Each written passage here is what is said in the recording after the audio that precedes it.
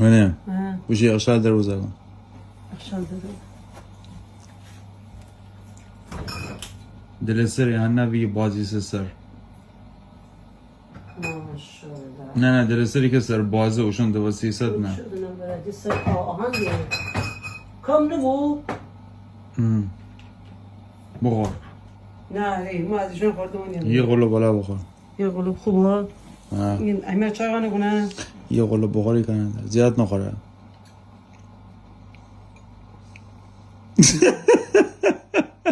تنم علی شوی سیگار